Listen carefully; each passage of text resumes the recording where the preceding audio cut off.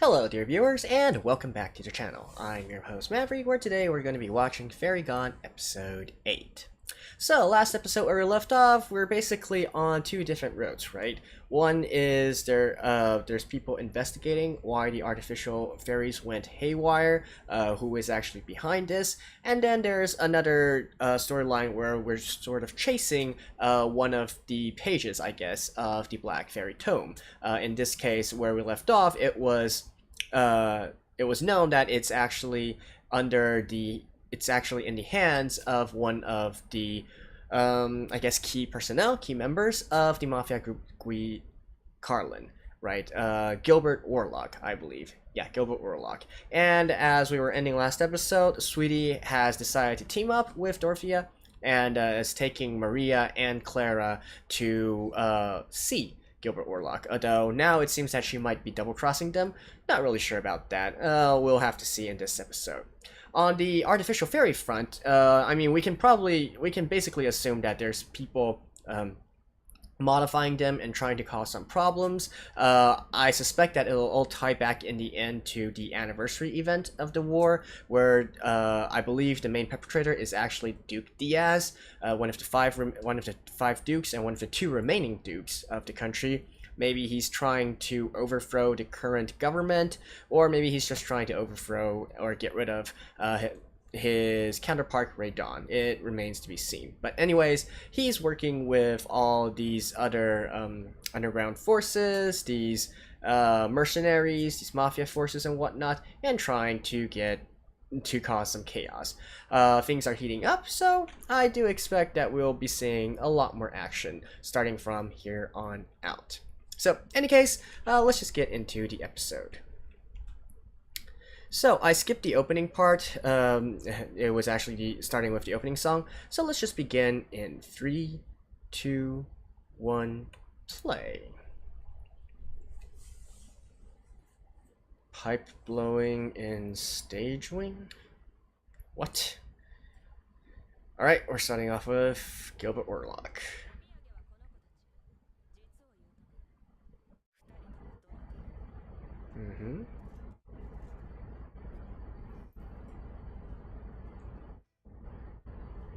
Is she double crossing them, or is this part of the plan?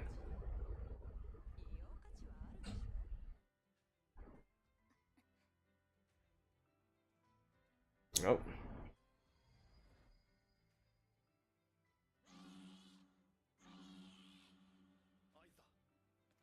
Okay. Is that part of the plan?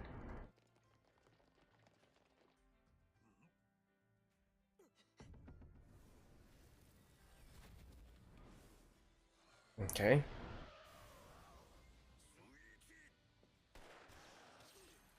Oh. Nice. But of course, you know, you can't...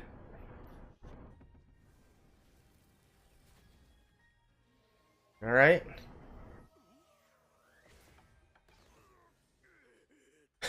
Just simple melee? Alright.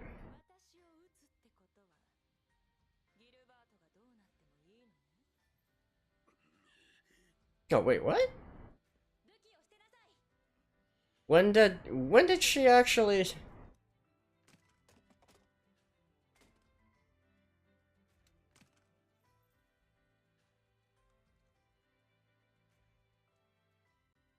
That was quite confusing.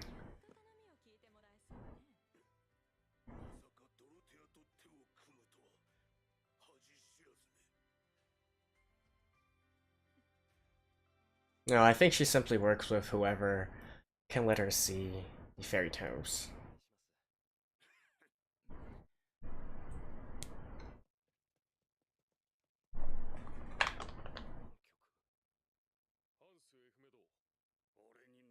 Okay. And here's the investigation.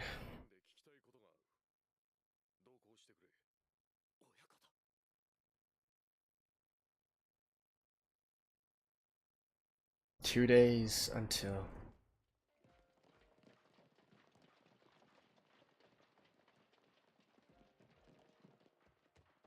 Wait, is this still Warlock's residence? Okay, that was a kind of a, like, weird switch.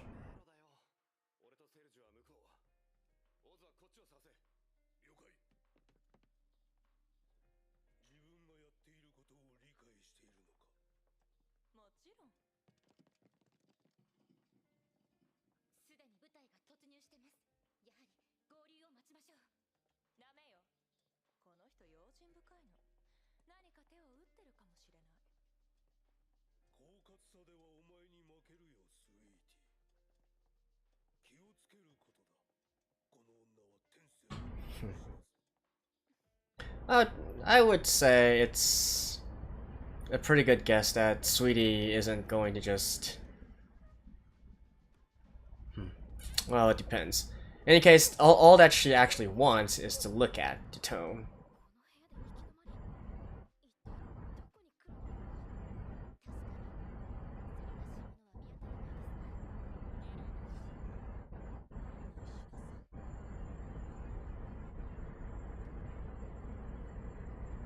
I guess there's a switch there. Yep.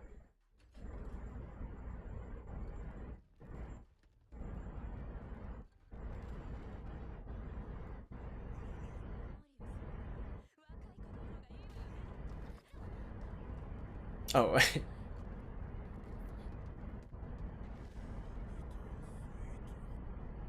But can't they just press the switch again?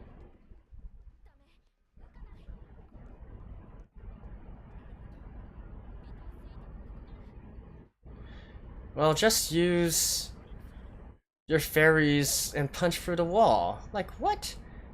It's not that difficult.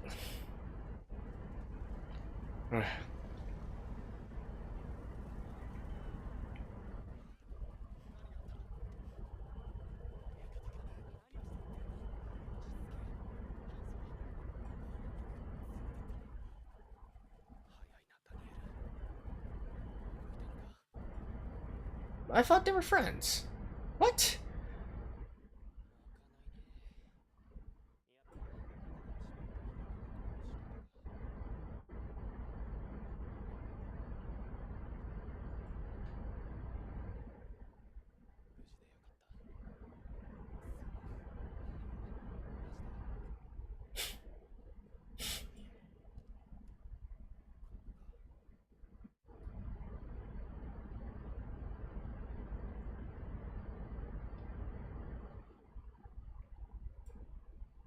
Oh, seems hollow.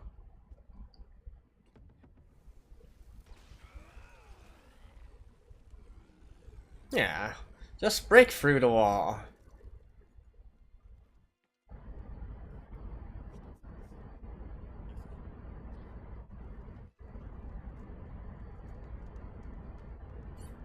And where's the rest of the backup?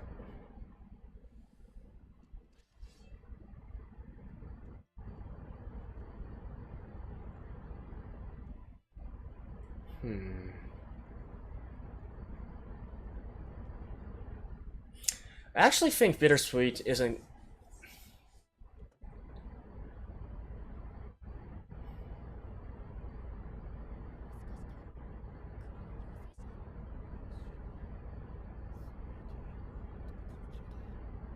So Sweetie just wanted to make sure she had a chance to look at it? I guess that's possible.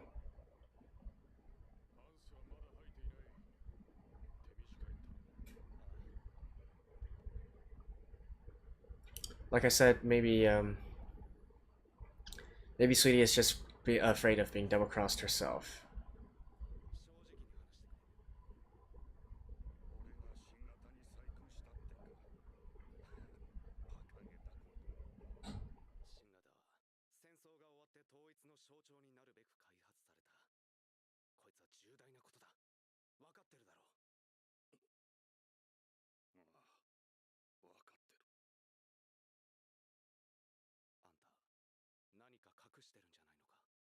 It's probably that other guy that they mentioned, right?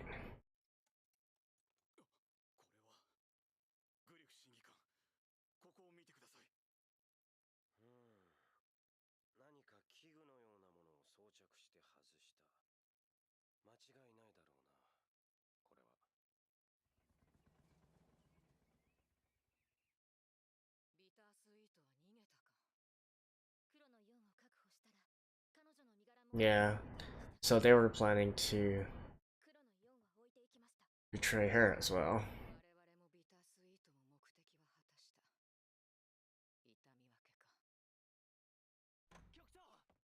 So she's definitely a smart girl.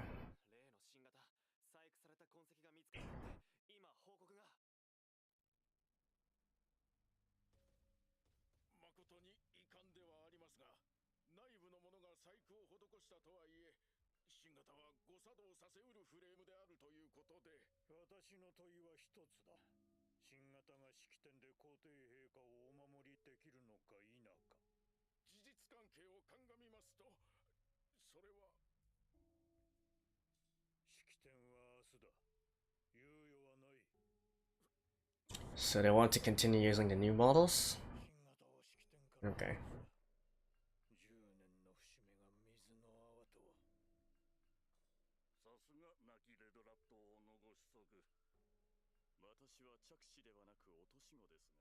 Electred High Noble.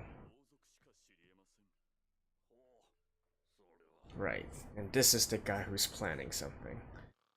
Duke Diaz.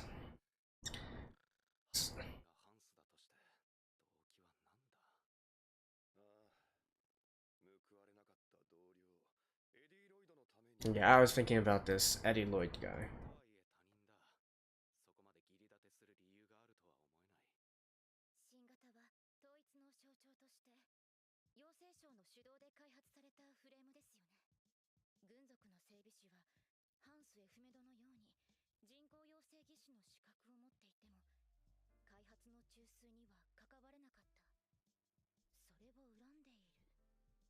Over such a petty thing?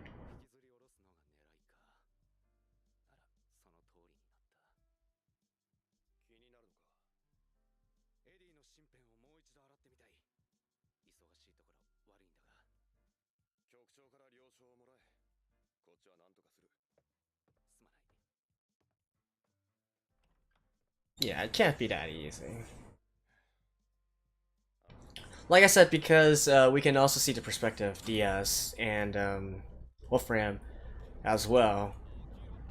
That's probably playing right into their hands, right? Using the older models.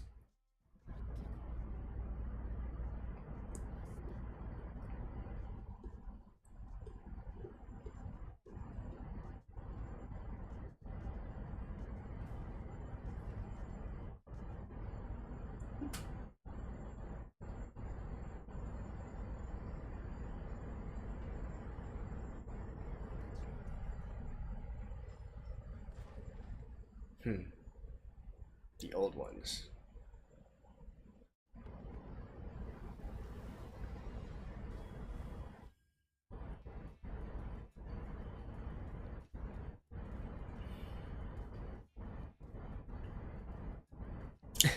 Seriously, I just find this so... it's like a mishmash. This series is like a mishmash of so many different elements to it.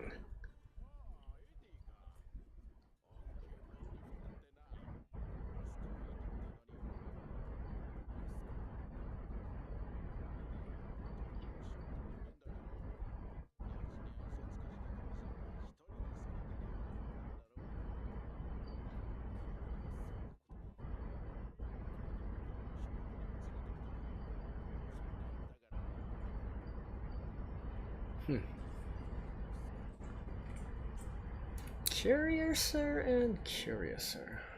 Oh, is this the day of the ceremony? I mean the anniversary? Here we go. So we'll probably get to see the Emperor as well.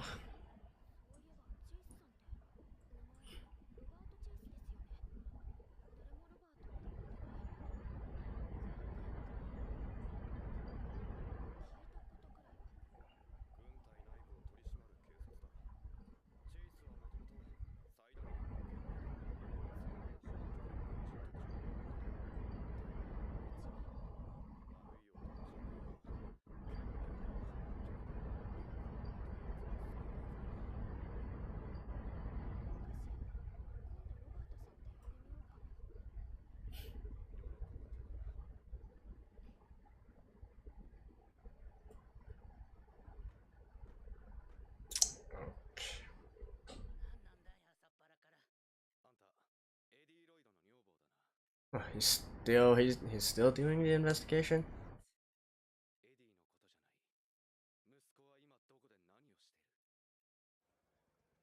Hmm.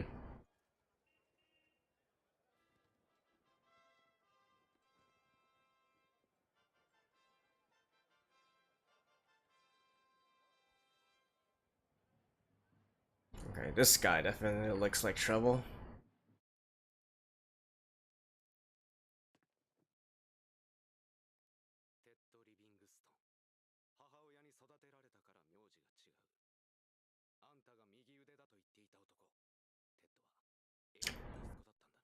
Oh.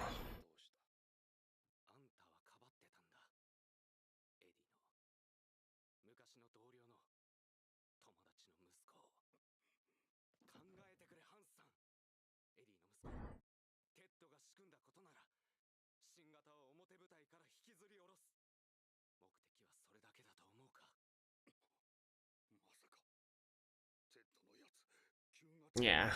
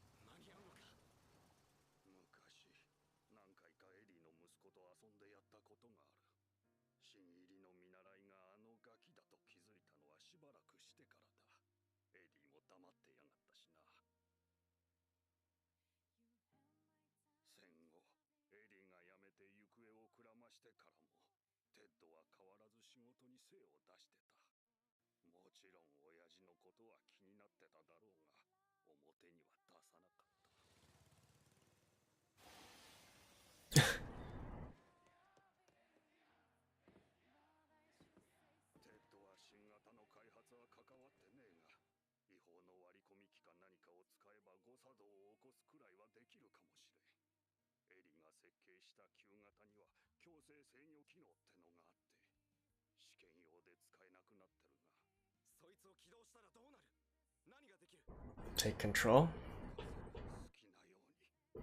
That seems like a huge oversight.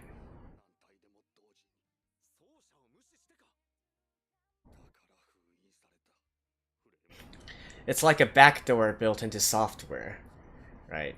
If we consider artificial fairies as sort of like robots, then there's the programming, right? So basically a backdoor was built into these robots.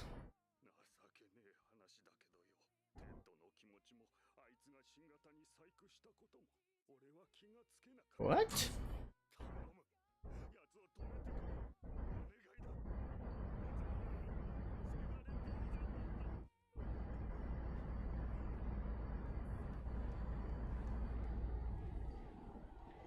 Okay.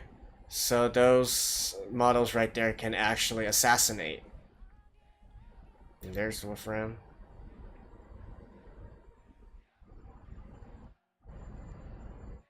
That's the Prime Minister. Lay Dawn. Oh, there she is.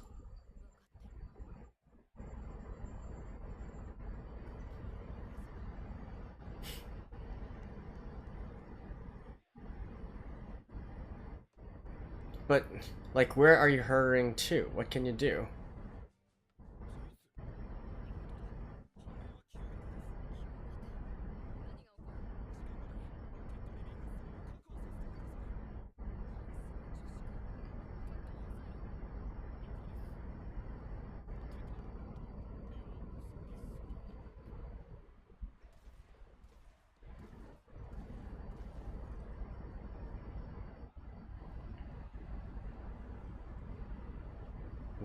Prime Minister.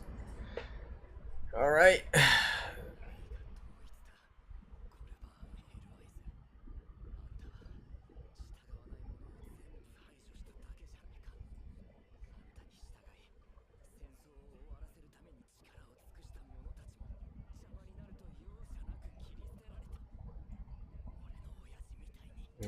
So he wants to take revenge for his dad? Oh.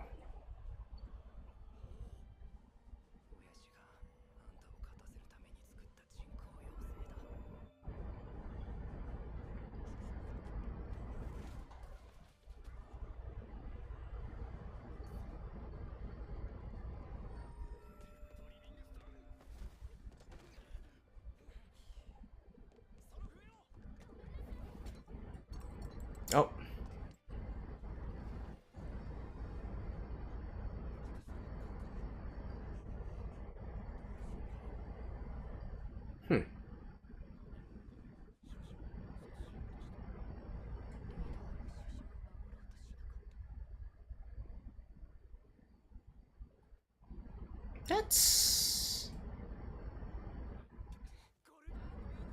all kinds. Just slap him already.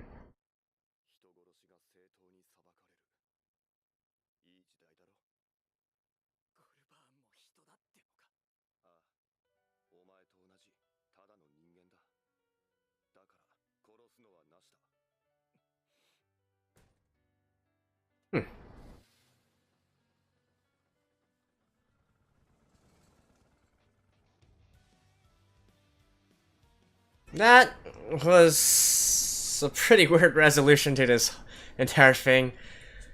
But let's talk about that after the ending. Okay, and there's actually some more.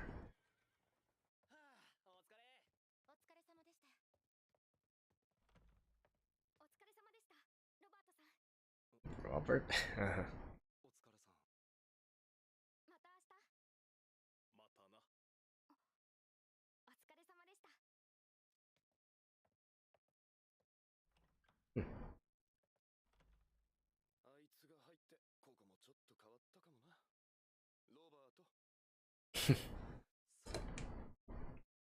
What? And that's it? Alright.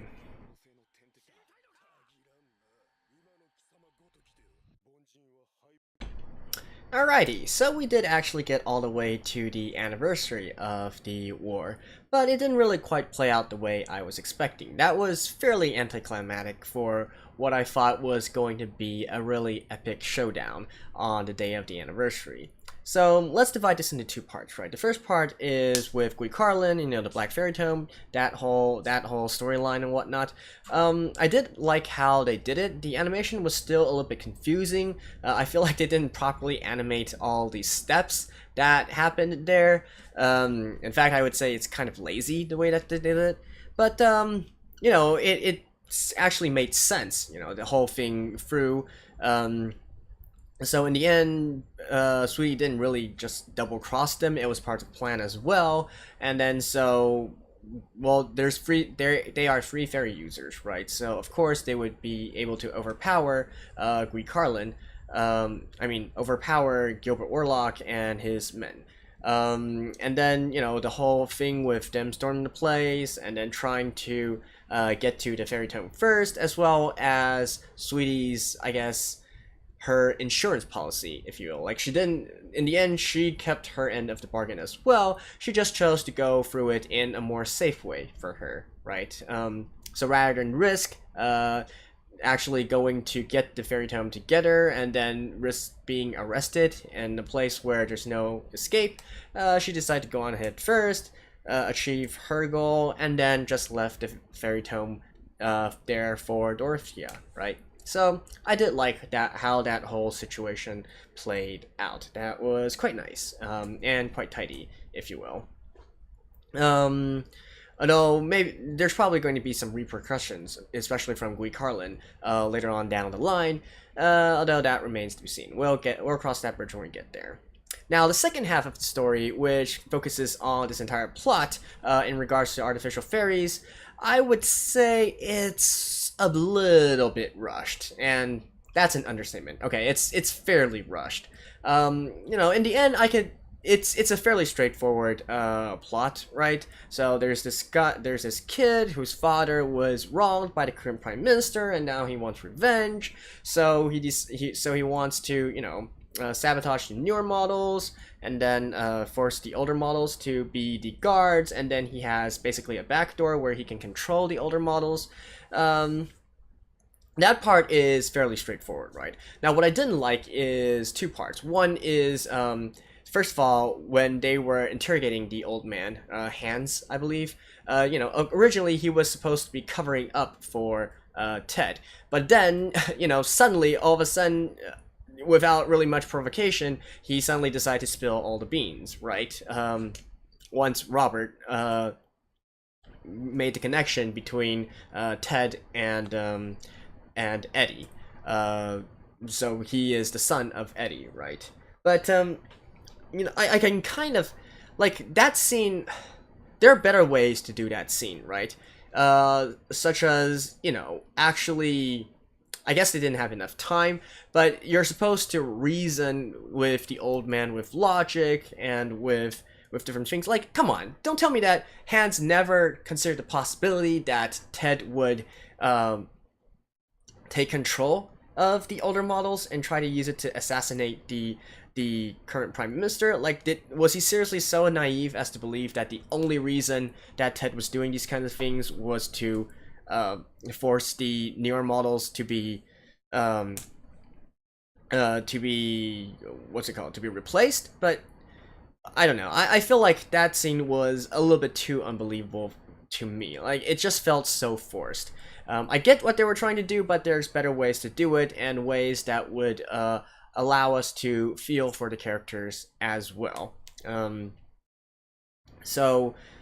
How, like, by all means, this should be, if they wanted to make that scene that way, they need to let us know more about the relationship between Hans and Ted, how they work together and whatnot, why Hans is so desperate to protect Ted, those kinds of things. As it stands, it just felt, just there, right? It's just something, it's just a plot line that we read and then we move on. Like, it should have actually been stretched out to at least a full episode's worth of the relationship between those two, and eventually convincing Hans to spill the beans, right? So I didn't really like how they did that scene. And I also didn't really like how they did the scene with Ted controlling the artificial fairies, right? Like, come on, the artificial fairies were right next to Prime Minister. Are you telling me that your control device can't just immediately, like, turn them and ask them to, stab the Prime Minister? Or if he could, and then the animation is just too, I don't know. That whole scene just felt so unrealistic, right? I was like, if you're gonna kill him already. What are you waiting for, right? Oh man, that just felt sluggish and bad. All right.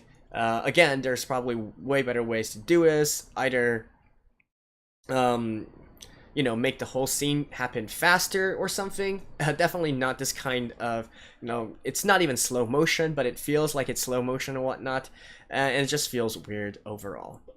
There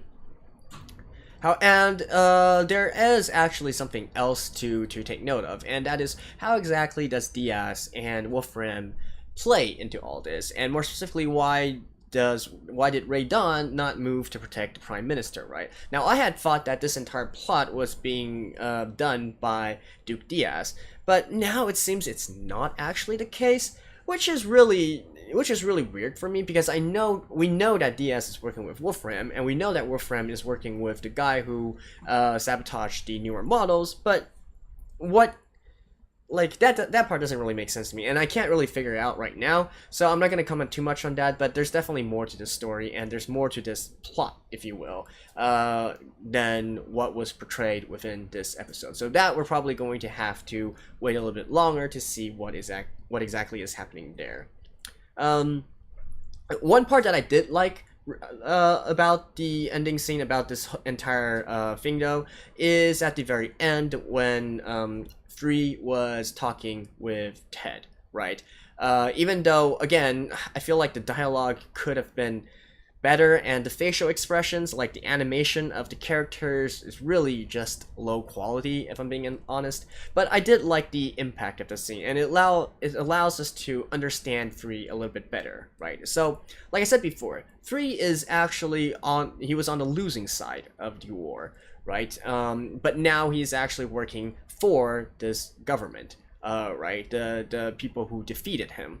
And his personal philosophy can be shown here when he says, yeah, you know, it sucks, and those people were my former enemies, but as it stands, the war is over, right? This is an era of peace. This is a good era. So let's put all that behind us and continue to live on in this new era, right? So that is Free's philosophy, and that is why he's currently working with Dorothea, and why he wants to stop Wolfram, etc., right? He now is a believer in this current government, if you will, and he wants to make sure that everybody can live peacefully. He has no desire to return back to war. So I did like that entire scene with him talking about and especially for him, right? Because like I said, he's directly, especially he's a fairy soldier on the opposite side of the war, but now he's working for this current government, his former enemies. So